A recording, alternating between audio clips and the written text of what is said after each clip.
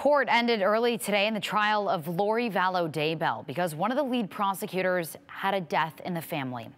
Vallow is accused of murder, conspiracy to commit murder, and grand theft in the deaths of her two kids, JJ and Tylee, and her husband's late wife, Tammy Daybell. Her husband, Chad, is also charged in the murders. This was the third day jurors heard from witnesses and saw evidence. Today, multiple law enforcement officers took the stand. Tuesday was filled with heavy testimony and evidence around how law enforcement found Tylee Ryan and JJ Vallow's bodies, leaving many in the courtroom, including some jurors, distraught. Wednesday brought more testimony from the lead detective in the case, Ray Hermosillo with Rexburg PD, as the defense cross-examined him. This is a photograph of the burial spot where the rocks had been removed already, right? Hermosillo was part of the team that found the children's bodies buried in Chad Daybell's backyard on June 9, 2020. One of Lori Vallow's defense attorneys, John Thomas, asked Hermosillo specifics about who was at the burial site and who found Tylee's skull and teeth there. Were you the one that recovered them? No, sir. Who was the one that recovered those? I don't recall who exactly it was that recovered them. Okay, how did you come to the knowledge that there were some that were found? Because I was there on scene. Okay. But you don't know who found them, and you don't know when they were found? No, sir.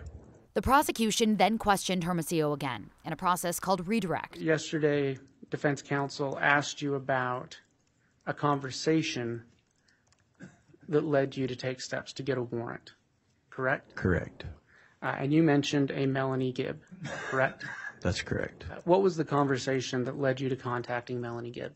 When Lori Vallow was contacted by Lieutenant Ron Ball and Detective Dave Stubbs, she stated that JJ Vallow was with Melanie Gibb in Arizona. Immediately we attempted to call Melanie, and she didn't answer the phone. They went back to the residence, made contact again with Lori Vallow, and she stated that JJ wanted to go see a movie, Frozen 2, and that Melanie Gibb had taken JJ to the movie to see Frozen 2, so that's why they weren't answering the cell phone. And to your knowledge, were you or other law enforcement able to get into contact with Melanie Gibb eventually? Yes, we were. Okay. And did she have JJ? No, she did not. And is that what led you to get a warrant the next day? That's correct. Throughout testimony, Vallow was taking notes. All right, the state can call its next witness. Thank you, Your Honor. The state will call Lieutenant Jared Wilmore. Wilmore is a captain over the Madison County Jail and monitors phone calls and video visits within the jail. The prosecution played the phone call between Lori and Chad on June 9th. This is a call from and paid for by Lori, an inmate at Madison County Jail. When Chad told her police were searching his property. I'm glad you called.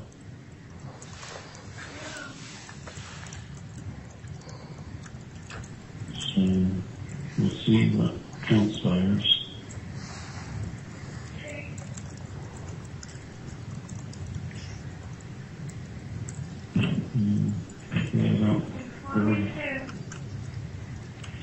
What? Yeah, pray. Pray. Yeah.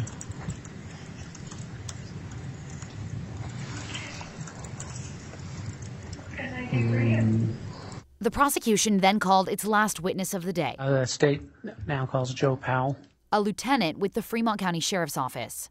Powell went over how he got involved in the investigation into Daybell's wife, Tammy's death. He said police in Arizona called him to help them track down the car seen when Brandon Boudreau, Vallow's niece's ex-husband, was shot at in Arizona. Boudreau believes Vallow's brother Alex Cox did it.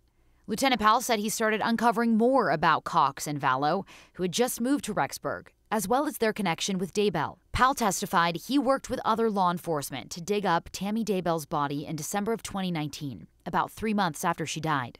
As a result of your investigation, was a decision made to exhume Tamara Daybell's body? Yes. What facts for you played into the decision to exhume her? She was healthy, her age. There was no sign of heart or blood pressure.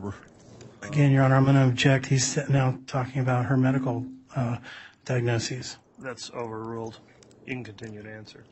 And with her husband being with another lady so soon after. Prosecutors revealed for the first time this week Tammy died by asphyxiation. On Wednesday, the courtroom was shown photos of Tammy's body when the casket was opened. During cross-examination, Vallow's defense asked if he was aware of where Lori Vallow was when Tammy died. Would it surprise you to know that she was in Hawaii? No. Okay. No further questions, Your Honor. As we've reported, Vallow says she has an alibi in the deaths of Tammy, Tylee, and JJ.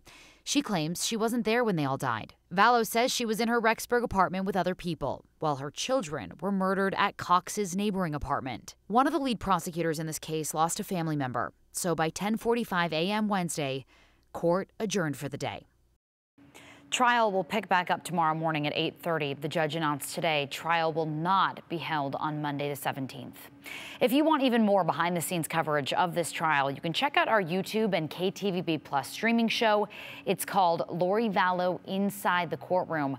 The latest episode is about opening statements and the first two witnesses who were called to the stand this week. For live updates from Vallow Daybell's trial, you can check out our website throughout the next 2 months. For all of our coverage, just scan the QR code on your screen right now or head to ktvb.com, the KTVB app, or KTVB Plus.